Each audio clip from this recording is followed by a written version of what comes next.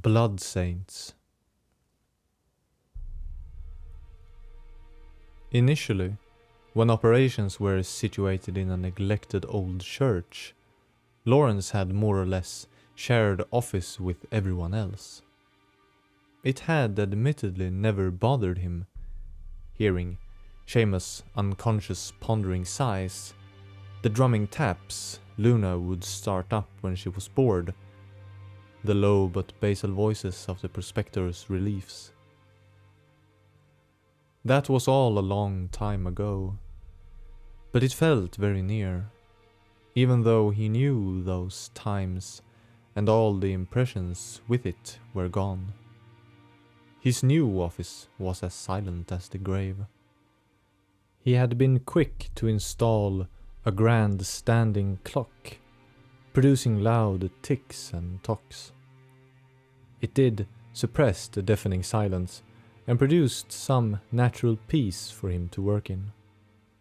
It seemed almost silly when he sat at his large desk, made of a kind of dark wood he never knew existed, that such a large space was provided just for him alone. It was hardly the only place he would be working in, but perhaps appearances did carry some importance in these circles. But he did not deny to himself that no real shame arose when leisuring at the office of the vicar, as he enjoyed it quite a bit. From there, out of 3 rectangular windows on his end wall, the pinnacle of the healing church did not feel as imposing. It all felt so distant. The blood, Luna's sector, and the Great Ones. His calm was thrown off him at a knock on his door. Not the first by any means, but as he viewed the door from his desk, he was struck by an unwanted insight. His office was, as it were, painfully alike that of his old master. Come in. One of the doctors that primarily worked as a researcher entered with a timid and pale woman in tow. The man had a tiny pair of spectacles balancing on his nose and bore the typical white and black garb, with the lower arms donned with form-fitting long gloves. The apron of the attire was more an indication of stature rather than seeing actual grime from work, seeing how finely tailored it was and how it seamlessly was integrated with the otherwise clerical appearance. Lawrence made an effort to push away his sudden distaste for his surroundings and appear as a vicar should. Good day to you. Work flowing on as it should.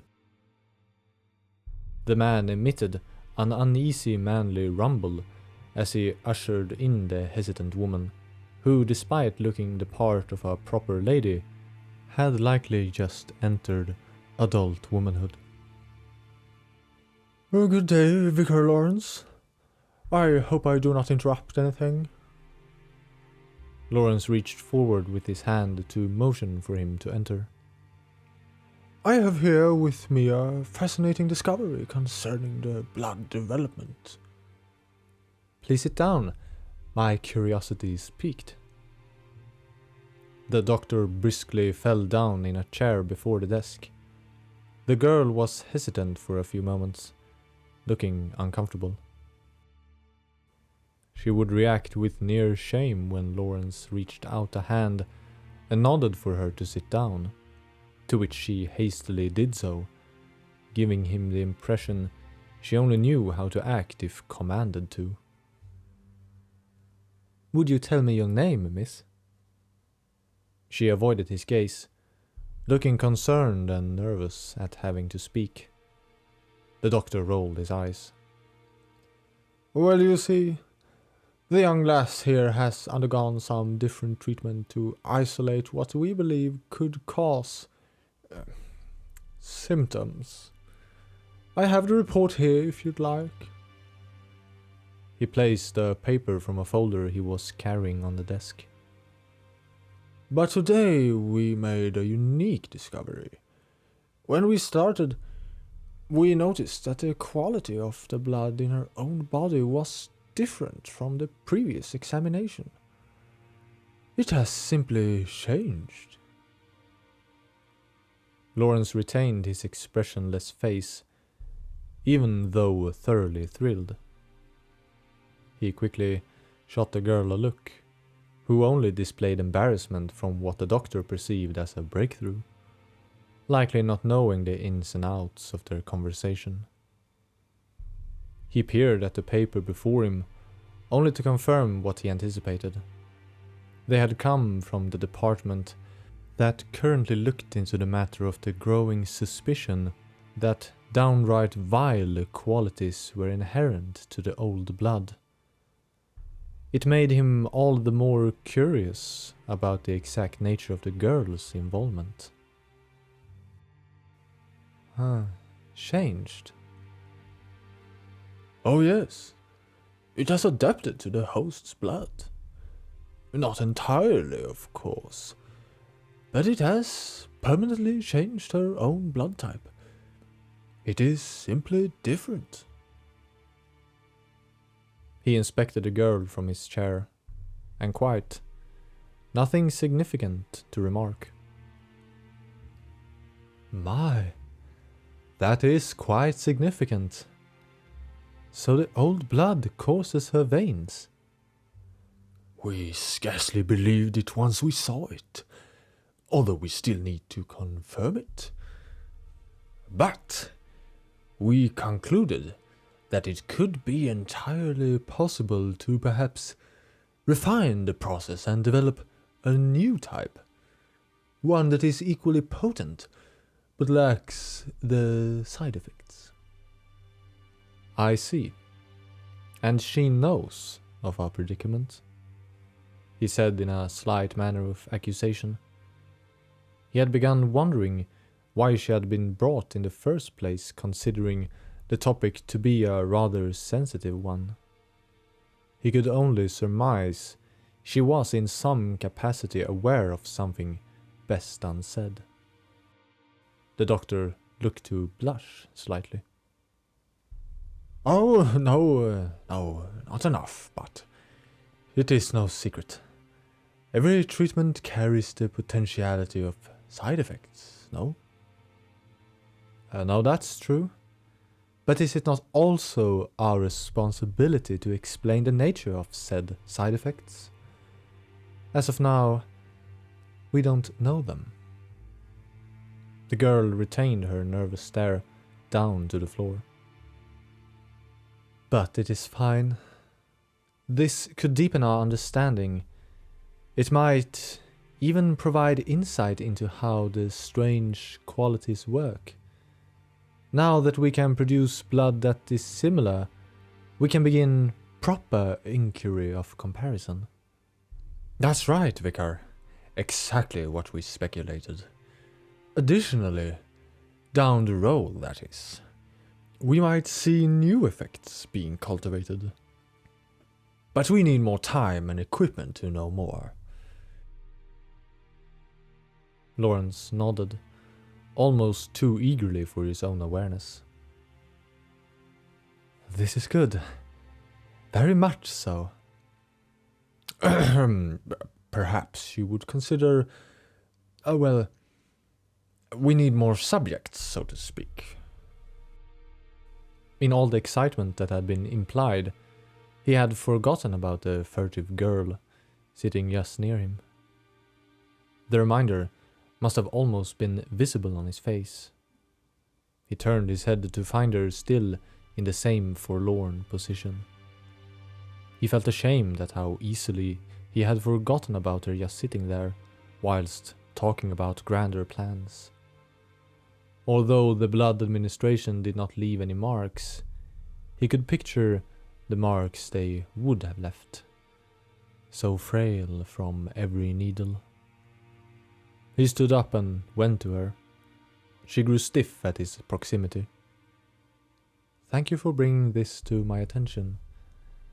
Now you can return to your work, good sir, he said with his focus still on the girl. The man seemed to become disappointed at things not developing further. Ahem. Would you not like to review the samples? Our suggestion for a schedule? It is quite enough for today. This woman needs to rest for now.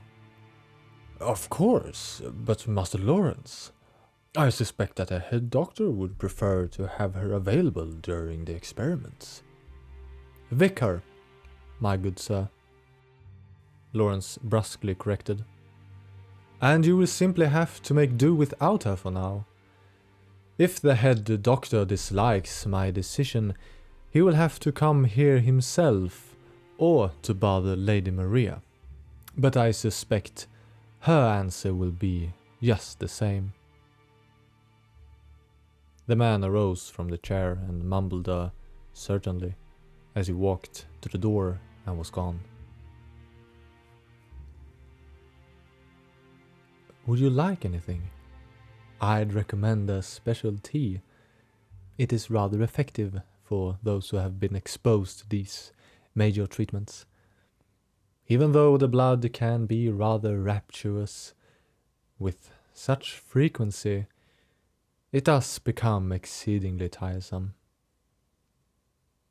Looking into the desk, and not at him, she nodded slightly. Come with me then.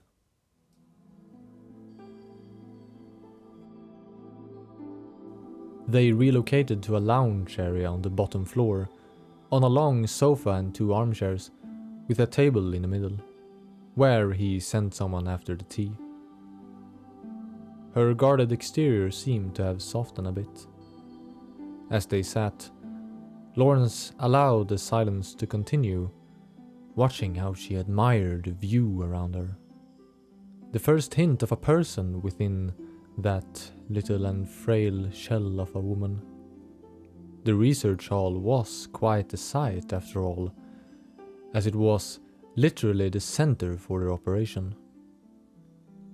From their little homely corner of the bottom floor, they had view of the footwork passing them by, as well as the movements in the stairs, and along the rows of the many floor railings, all to the sound of a low and pleasant murmur that perpetually echoed from all the clerics and researchers. She was currently discovering where the true wonder of the healing church lay. The beverages arrived on a plate delivered by a kitchen girl, who made her presence short soon after putting the tray on the table between them. Lawrence poured from the kettle to them both and leaned back with his cup. I'm sure that you somewhere along the line got my name, but never did I get yours. The girl let her gaze fall into her cup before becoming aware that he in fact expected an answer. Adeline, she said shortly and without looking at him. Her skin was pale and her hair was long, dark and thoroughly unkempt. Her appearance was the kind that alluded to hidden beauty, but now deprived from her by circumstances. It is a pleasure meeting you, Adeline. I hope that your stay here has not been too much of a bother. We do try to make every procedure as comfortable as they can be for every patient. It has been fine. She finally looked up from her cup. Their eyes only met for a second before she looked away. Try it. He felt almost that she wouldn't be drinking of her own volition if she was not prompted to do so. I want to know how you like it. The cup moved carefully closer to her colorless lips and took a hesitant sip. It is very good, Master Vicar. Oh, you don't need to be calling me Vicar. Lawrence will do. and I wager you can muster more than very good. Come now, tell me what you really think. She looked down nervously and managed to squeeze out a response. It was a bit bitter. She blushed. I would agree, were it not for its soothing nature. I would regard it as quite disgusting. He grinned, and her shoulders seemed to lower themselves just a bit. Adelaine, I wanted to ask, what are your views on blood healing? An honest answer, please. He smirked, trying to make the question as casual as possible. She licked her lips, and her eyes darted. I don't know. It is a good thing. Right. Such a good thing that every sick person in Yharnam should have access to the blood, if they need. She nodded. Then here's the dilemma. He leaned forward, placing the half-full teacup on the low table. As with many treatments, different people respond differently. What do you know about the symptoms we were talking about earlier? His tone had grown more serious, yet in a warm manner. There was little distress left in her demeanor, but she tensed slightly at the gravenness. It was hard to tell if his position held any form of real admiration from her part. No, nothing really. Really? Well, but I have only heard, from here and there, that people change. That is right, unfortunately. This is a rather vexing problem, as this is a reaction that is largely individual. Though it is severe, most have no chance of falling victim to it. But here is where you come in, Adelaine. He forwent the seriousness and moved over from his armchair to the sofa, where she sat. He did so gently, and there was no unwelcoming body language that he registered. You see, you are special. Very much so. Even if you do not see it. That is what they discovered. My blood? Yes. Something within you that was already there resonates with the gods and their blood. With their very essence. A living saint.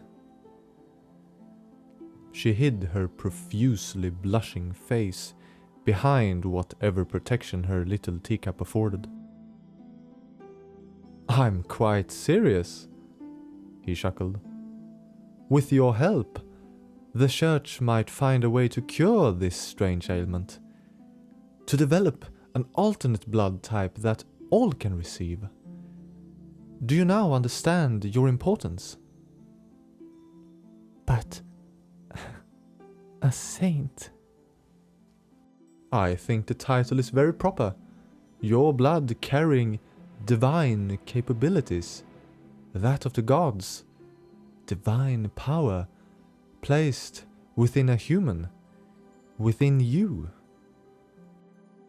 The teacup was lowered from her face, and her back straightened up a bit. What does it mean, Lawrence? It means that the church needs your help. The entire town needs your help if we are to provide a truly safe means of healing for everyone. Would you be so kind as to help us all? Perhaps, he thought, it was cruel to lay such an immense decision on someone so young. But with things being how they were, and with a condition completely unknown to them, did she truly have a choice, even if he did not give her one? All right. She nearly whispered. It is important to me that you feel comfortable here, now that we would like to work with your very special abilities. His enthusiasm seemed to smitten her, as an intrigued expression replaced her conflicted sculpture of a face. He stood up and reached invigoratingly for her hand. I want to introduce you to the kindest person I know, who will also be the one working with you. With her hand in his, he guided her up and they started ascending the great and winding steps of the research hall. Her wonder was a beautiful thing to behold as she wide-eyed perceived the new world before her. Perhaps she would even come to like it. It's really high. Does it ever end? Adeline said in amazement. There is much work going on here, on each and every floor, treatments and research, and not to mention worship. The latter he just threw in for appearances, but then again, one could reasonably call their practice modern worship. At the very top floor, they walked to a door not far from where they stepped off the stairwell. Over the railing, they could see the whole way of their upward travel. He knocked and opened. To his surprise, he found the room empty. Empty to the degree that the furniture he had anticipated was gone as well. He peered around, down the walkways both directions. Adeline looked oblivious to the problem. Huh, she's not here, he said matter-of-factly. Who is? A doctor came walking in their direction, and Lawrence stopped him before he could step onto the staircase. Excuse me, was this not Lady Maria's office? First, he looked bothered. It was a second of confused transition until he realized the vicar. Oh, no, master. She actually relocated. I was also dumbfounded when I did not find her. So? Oh, pardon. She recently took over all the monitoring duties of the Celestial Dial. Vacated everything from here to there. A real busy bee, Our Lady. Lawrence had felt some worry for his dear friend in the last days. To him she seemed to become more and more like someone else. Decisions made not by the Maria he once knew. Granted, overseeing the shifts and reading of the lights captured by the contraption more so consisted of documentation and observation, and could be done by one individual. So once again, Adeline was whisked away, but this time with a degree of unease exuding from the vicar. At the top of the research hall, one could access a large terrace about 50 feet across the round surface that would give way for a stairway into the grand cathedral's clockwork. Outside, emerging from the grand hall, they found Lady Maria. Kneeling down into the dirt, she was in the process of establishing a little garden area in the middle of the lofty rise. Here you are! So the office did not suit you? He made an effort to come off as light-hearted. When she looked his way, he suspected that the effort she put into standing up was because he had brought company. She was dressed lightly for a day outside in the dirt, and she brushed off her scruffy pants. It was too loud in there. I could not focus for 1 minute. So you moved behind the large dial. How come? She walked closer and her tall figure stood over them both. Though her queer decision indeed seemed amusing, she had not a trace on her face of any such emotions. The sound of the tower is a soothing one, and keeps unpleasant thoughts away. Had you perpetually heard the loud presence of your own mind, you too would wish to drown it out. I do not expect you to understand. He glanced back at Adeline, who appeared slightly intimidated by Maria's extraordinary coldness. Another patient? Adeline, was it? We have not yet met personally. She made a graceful but not exaggerated curtsy bow, where she extended her right leg and knelt down lightly, while leaning forward just so. An intricate movement Lawrence had only ever seen her perform in such a casual way. Nice to meet you. Adeline timidly responded. Lawrence was taken aback. I am making a garden, as you can see. Something to color up this dreary place. You're welcome to join me if you wish. Oh, do you need my help? If you would give it. It is a little project to involve the patients, after all. Well, Lawrence cut in. She is not a patient, per se. And what a lovely idea, Maria. Without expression, she nodded sternly. She is part of a new study in the symptom department, and I wanted to show her around. And especially to introduce you, since, well, you know. On the third floor, involving her? How exactly? It is rather intricate and you should update with the team. I was under the impression it was a very recent development, regarding her blood type. Maria looked at Adeline, conveying for the first time during their dialogue a form of expression, that of concern. Then she gestured to the garden. Go ahead. It will do you good. Adeline walked by them stiffly. Before joining her, Maria shot Lawrence a strange look, one that made her feel even more alien to him. Then she turned her back on him and walked away.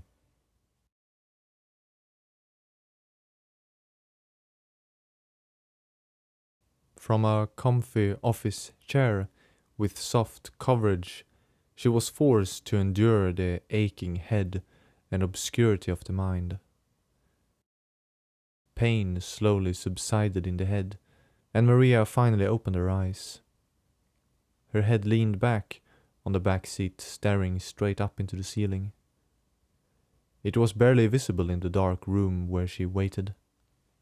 The veil of darkness still loomed, and the headache was still very much present.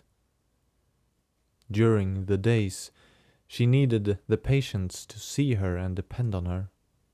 She needed to see them, each and every one of them, to know that in the nights it was not them, not truly them, that succumbed to something depraved. And whatever led to that which transpired within their bodies needed to be uncovered by her in the research hall, and whatever mistakes were made had to be corrected alongside German in the darkened streets. The door opened and she sat up straight, so fast she became dizzy. Lady Maria. A chubby researcher rocked up to the desk with a bundle of documents. The treatment reports for you to review. Right. Thank you. How dark you have it in here. He was about to say something else, but she deliberately cut him short, much to his surprise, by standing up and leaving through the still open door. She only longed back to the void, as she could not stand the veiled world. She rapidly stepped through the research hall, dodging incoming advances and interactions. When the veil was the thickest, everything was suppressed, including her senses and will, which manifested in a headache. She practically sprinted through the lofty and growing garden and up the steps towards the inside of the clock tower to the soothing resonance of the giant mechanism. There she became standing behind the closed door, the large, round dial in front of her at the end of the room. She listened for the sound. She looked at the spectacle, the sun that shone through the large glass and the intricate crafted pieces that shaped the mystical circular patterns of the celestial dial. The many different sized circles that lined within the sphere to perceive the supposed powers that perpetually flowed through. Luna seemed to get something out of it, something Maria herself had endured many explanations about, but found them grossly cryptical. The seed of truth, however, was that something must be arcane about it, as only here could her mind find superior respite, to drift off to serene mind places where times were simple and thought became coherent once more. She began moving towards the grand table filled with books, stencil papers and documentation material, standing in the middle of the floor. Part of the soothing enjoyment was recording the shifts and patterns in which the several circles positioned themselves during both night and day. Naturally, the immersion was occasionally broken as researchers appeared to conduct some specific task. Most welcome was Luna, who out of all was capable of talking about other things than work. Having taken only 5 steps over the wide wooden floor, a knock came from behind, on the large double door. She turned and saw that the very heavy door had already been pushed open slightly, making only a thin crevice in the space between.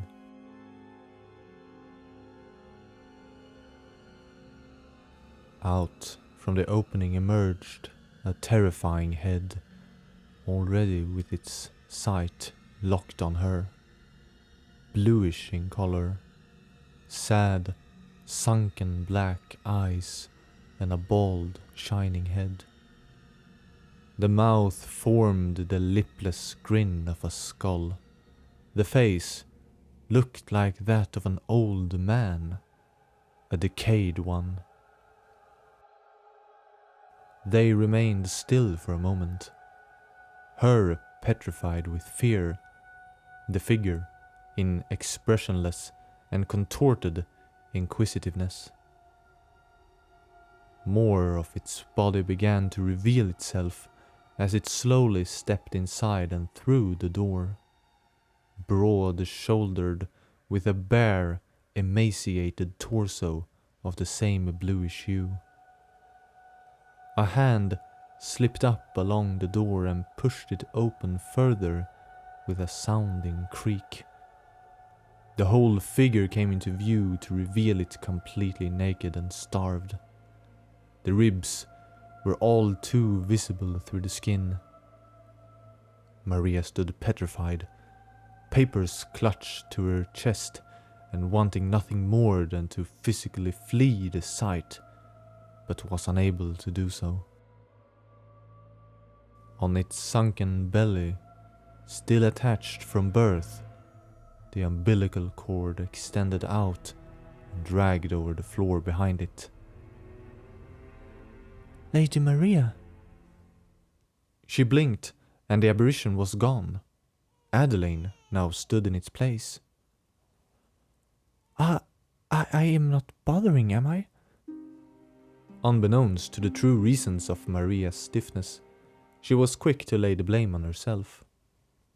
She blinked and opened her mouth to speak, but nothing was voiced. Someone else was truly there, walking and touching the things around, and then it wasn't. Mad was the first coherent thought in her mind, but who's to say that she was? After all, what she saw might be more real than the rest. Is everything all right? Adeline walked closer, concerned. Maria was finally able to muster the willpower to appear properly. I am fine. Just fine. Lost in thought. Was something on your mind? Adeline brightened up. She moved back to open up the door all the way. A big effort on her part, on such a hefty structure. See how lovely. She marveled at the white landscape outside, as it had begun snowing calmly. Well, I thought it must be a bore to be shut inside all day, and thought, if you had the time to spare, you would join me for a walk. Having collected herself fully, Maria walked the rest of the way to place the papers down on the table. Now, that's very flattering of you. But you also know I have plenty of matters to deal with. I simply cannot afford that time wasted. Adeline bit her lip and turned her eyes to the floor, becoming embarrassed for her suggestion. The idea of a wintry walk did not in its nature provoke disdain in her. It was the thought of the veil growing darker, smothering her mind and turning her into a distraught and unpleasant mess. A mess one so pure as Adeline ought not to be exposed to. Still lingering at the door, Adeline took a mustering inhale before speaking. I only wanted to... I wanted you to know that I, together with many others here, really appreciate you caring. And I thought that you care so much for us that maybe you forgot caring about yourself. A breeze of a pleasant love swept through her and blew away the veil before her eyes. She looked at Adeline, who in the moment was the most beautiful thing there was. Her stumbling words had been more true than she would know. That which granted respite from the dark harrows of her mind was to care for those of the research hall. She thumbed along the paper's edges for a moment, smiling to herself. You are right. Time spent enjoying a beautiful day is never wasted.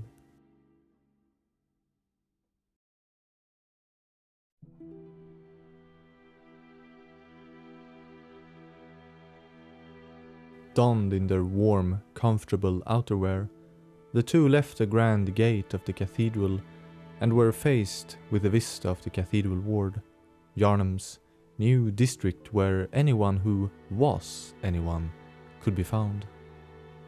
Yet it expanded as many were those with a desire to live in proximity to the healing church, as well as potentially having a cleric as a neighbor, if not with the intention of working for them directly. For this reason, Maria preferred to walk in the straight opposite direction. Firstly, as they exited the cathedral's main gate, they turned left, down a path leading behind the structure. It winded and curved down a rocky hill that ended with the beginning of the grounds of a new town district, namely that of Luna's new organization, the School of Mensis. Not that she was much aware of its progress, but she enjoyed the scenery from that specific path, with the towering and growing academy in the distance. Maria vainly hoped the walk would be relaxing, but she found herself aggravatingly speechless and at a loss for conversation topics. The result would be a promenade of silence. While walking down the slope from the cathedral, her need to break the silence was at its pinnacle, but her lack of inspiration persisted. Are you originally from Yarnum? Adeline suddenly asked, very casually, not at all bothered by the same mindset as Maria. No, I did not grow up in the city. My family are part of the Canehursts, and I spent my childhood there. Adeline reacted as one normally would when discovering they suddenly are in the presence of royalty, though Maria's unremarkable tone made her wide-eyed glare a brief one. That must have been lovely. Grand castle and all. Yes, many do enjoy the idea, but they often make it much grander than it really is. Is that why you came here? She gave no reply immediately, but delayed to reflect a bit.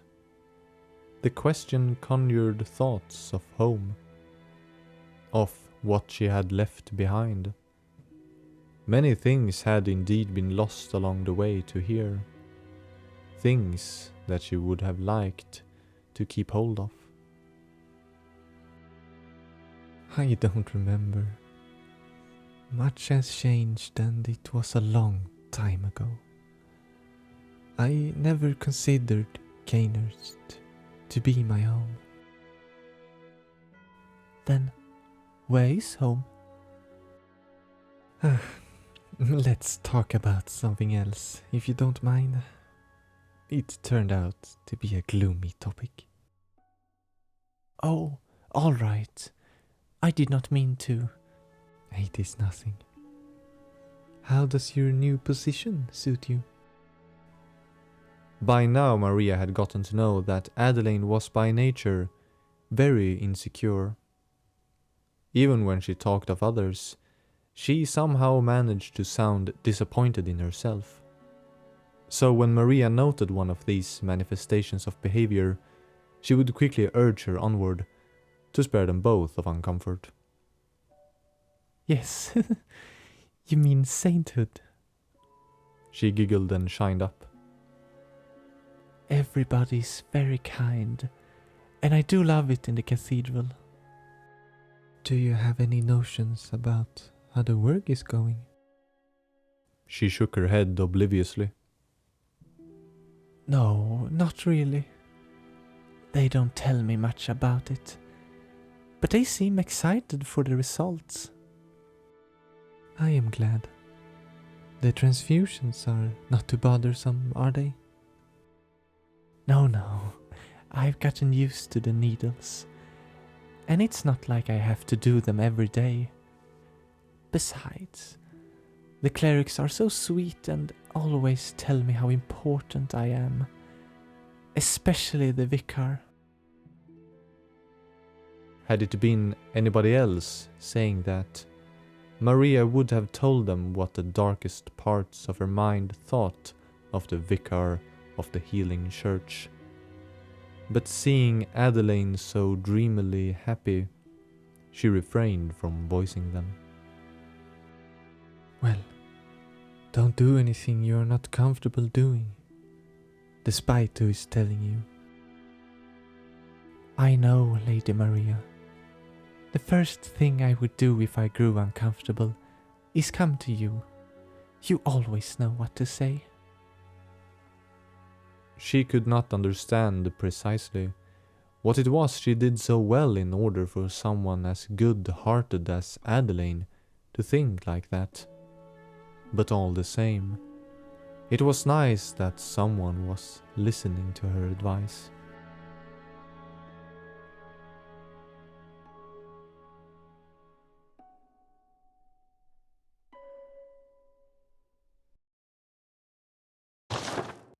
Deep sea. A secret symbol left by Caril, runesmith of Bergenworth. This transcription of the Great Ones in human voices depicts down-reaching currents. This rune means deep sea and grants augmented resistance. Great volumes of water serve as a bulwark guarding sleep and an augur of the eldritch truth. Overcome this hindrance and seek what is yours.